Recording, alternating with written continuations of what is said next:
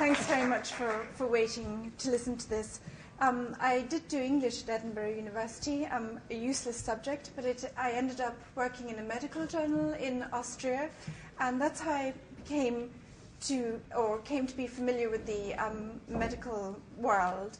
And then I was writing for the British Medical Journal and Reuters and various other publications like The Scientist. And that's why when I heard in February of this year that 72 kilos of vaccine material had been contaminated with the live bird flu virus by Baxter in Austria, I knew there was a big problem, and I started filing criminal charges.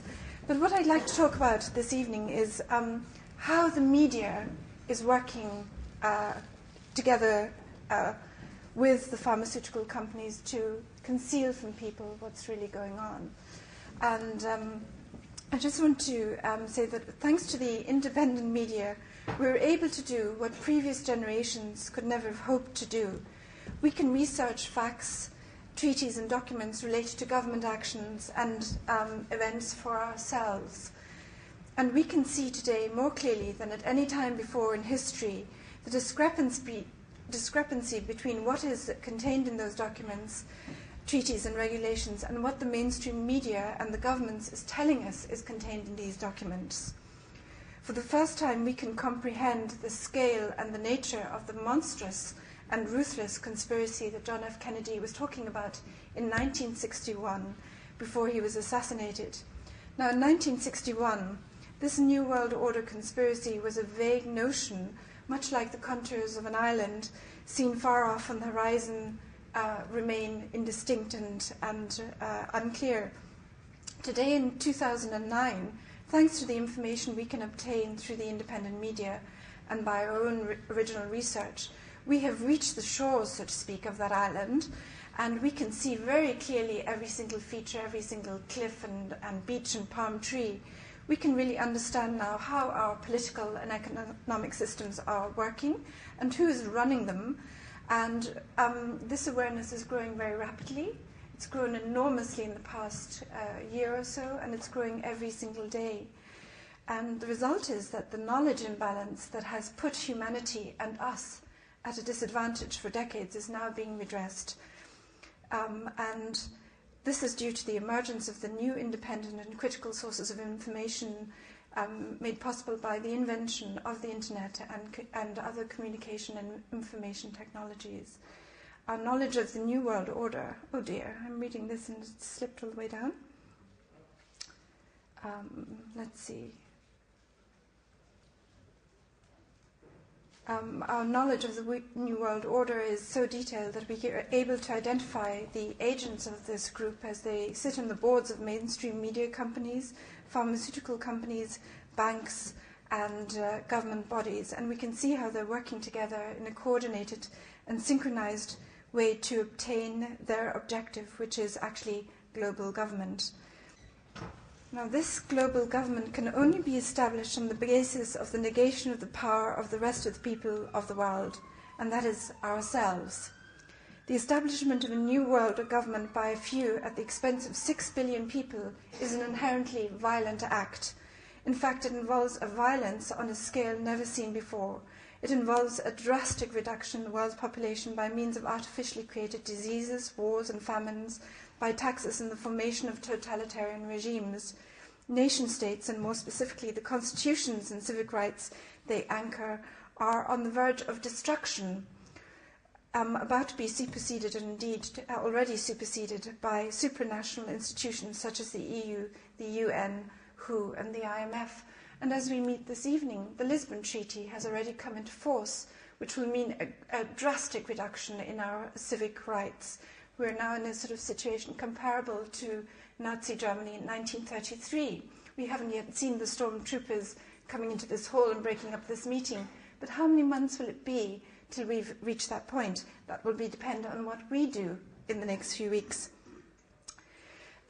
Our economies and our societies are being engulfed in a series of artificially created crises, pandemics, global warming, credit crunches, in order to pave the way for the creation out of chaos of new global institutions that allegedly can master these problems in a better way. The UN, WHO, IMF and EU These are the abstract power structures that are being set up all around us by a banking cartel as vehicles of their control. Accountable and democratic institutions are to be replaced by bureaucracies run by officials working in compartmentalized hierarchical structures. And they're not going to govern us as much as they're going to set down rules about what we are permitted and not permitted to do. And Codex Alimentarius is an example which has just been discussed, where these bureaucrats and officials will determine what we eat and what vitamins we're allowed and how much nourishment is going to be in our food. And it's not going to be much. We're essentially going to be put on a starvation diet, and there's going to be no way we can circumvent these rules without having to pay fines. Now, a key factor in the success of this global banking cartel, or whatever you want to call them, in their control is their control of the corporate mainstream media. Now, I worked for a lot of publications, also The Guardian, so I know from first hand just how censored the media is, and that's what started me investigating alternative sources of information. That's why I started looking at InfoWars and other websites, because I could see how my reports were being censored when they touched on certain topics that related to the financial interests of this group, like the price of oil or the boreal forest or whatever. Immediately the censorship came down, even when reports were commissioned, and I couldn't get them through in any newspaper, not in Germany, not in France, not in any country. And this was very different from my experience with other trivial reports, which I could get through without any problem. So I could see there's a centralized system of censorship in our media. The media has unfortunately become an instrument by which this group can conceal and hide the nature of their activities and the existence of the monolithic and ruthless conspiracy in broad daylight. In order to get people to keep on tuning in, watching the TV or whatever, they've developed very sophisticated propaganda techniques, which includes giving a bit of truthful information, giving a bit of accurate criticism, so that people think they are getting an accurate source of information. The modern mainstream media can saturate society with images, with expert opinions, and with sound bites, and so shape our perception and attitudes towards events. The mainstream media can create the impression there is a consensus about how to tackle a problem when there is no consensus, and this allows the political decision-making process to be shifted from Parliament to the media sphere. We have a problem like the swine flu, mass forced vaccinations, or mass vaccinations are suggested by the media as a solution, and that is then the policy that the government adopts.